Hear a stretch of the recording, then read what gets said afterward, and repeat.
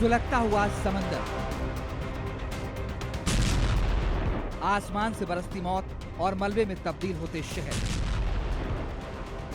ये वो खौफनाक मंजर है जो पिछले 40 दिनों तक दुनिया ने अमेरिका और ईरान के बीच देखा। दोनों देशों ने एक दूसरे पर इतने घातक हमले किए कि खाड़ी का इलाका बारूद के ढेर पर बैठ गया। ट्रंप की सेना ने ईरान के सैन्य ठिकानों को टारगेट किया तो ईरान ने भी अपने मिसाइलों का मुंह अमेरिका के सहयोगियों की तरफ खोल दिया।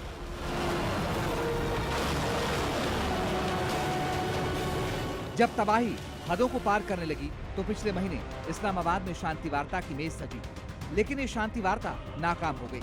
तब से ईरान और अमेरिका के बीच तनाव चरम पर है।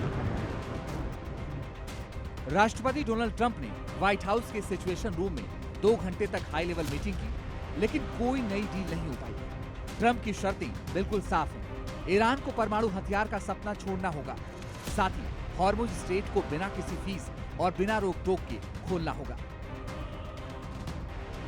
हालांकि अंदर खाने चर्चा है कि अमेरिका और ईरान के बीच 60 दिन के सीजफायर को लेकर समझौता हुआ है। साथ ही अमेरिका ने $300 अरब यानी करीब 25 लाख करोड़ रुपए के रिकंस्ट्रक्शन फंड और निवेश का पासा भी फेंका है। लेकिन ईरान झुकने को तैयार नहीं। ईरानी संसद के स्पीकर मोहम्मद बाघेर गालिबाफ ने 2 टूक कह दिया है कि तेहरान सिर्फ एक्शन पर भरोसा करता है। जब तक अमेरिका कदम पीछे नहीं खींचेगा, ईरान कोई रियायत नहीं देगा। डील फेल होने के बाद अब अमेरिकी नौसेना ने अरब सागर में ईरान की कपकपी छुड़ाने वाली नाकेबंदी कर दी। अमेरिकी सेंट्रल कमांड ने ईरान के बंदरगाहों को घेरने के लिए 20 से ज्यादा खतरनाक युद्धपोत तैनात कर दिए हैं।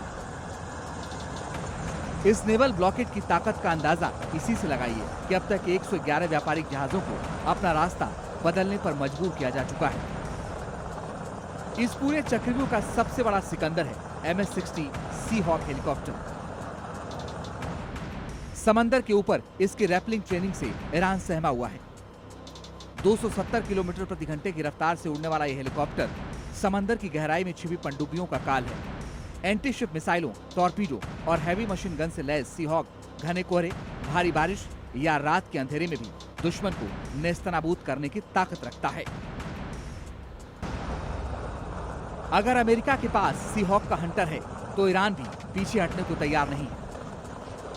समंदर की घेराबंदी के बीच ईरान ने अपनी संप्रभुता की रक्षा के लिए अपने सबसे घातक और अचूक एयर डिफेंस सिस्टम आराश-ए-कामगीर को मोर्चे पर तैनात कर दिया है। आराश-ए-कामगीर ईरान का नया स्वदेशी एयर डिफेंस सिस्टम है। इसे ड्रोन और हवाई लक्ष्यों को पहचानने और मार गिराने के लिए विकसित किया गया है। इसी की मदद से अमेरिका के MQ-9 रीपर ड्रोन को मार गिराने का दावा किया गया था। ईरान का दावा है कि उसका यह नया डिफेंस सिस्टम आसमान में उड़ने वाली किसी भी आफत को राख करने की ताकत रखता है। तेहरान ने साफ चेतावनी दी कि अगर अमेरिकी रीपर ड्रोन ने उसकी सीमा लांघने की हिमाकत की तो आराश-ए-कामगीर उसे पल भर में मार गिराएगा। फिलहाल खाड़ी के इलाके में एक बेहद नाजुक संघर्ष विराम तो लागू है, लेकिन बारूद के इस ढेर को सुलगाने के लिए महज एक चिंगारी की जरूरत है। एक तरफ अमेरिका की कड़क नाकेबंदी है तो दूसरी तरफ ईरान के घातक एयर डिफेंस सिस्टम का पहरा। ये तनाव किसी शांति की तरफ बढ़ेगा या फिर महाविनाश के नए दौर की शुरुआत करेगा, इस पर पूरी दुनिया की नजरें टिकी हुई हैं। ब्यूरो रिपोर्ट, जी मीडिया।